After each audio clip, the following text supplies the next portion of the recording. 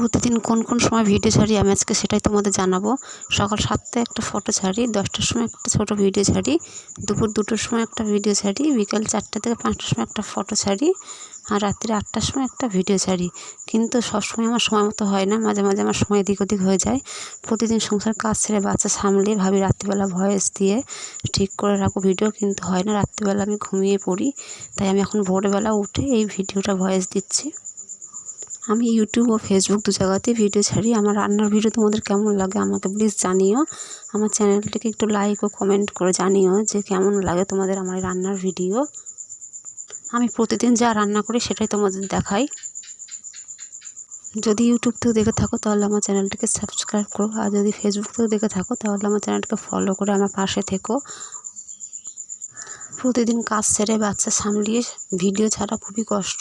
যদি আমাকে যোগ্য মনে হয় তাহলে আমাকে সাপোর্ট করে পাশে থেকো। আমার রান্নার ভিডিও তোমাদের কেমন লাগে সেটা আমাকে জানিও।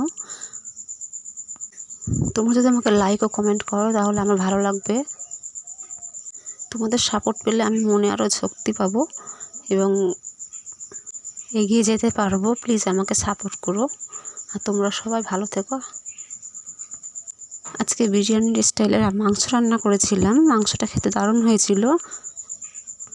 আজকে মাংস রান্না কেমন লাগলো তোমাদের আমাকে জানিও, আর তোমরা সবাই ভালো থেকো। টাটা।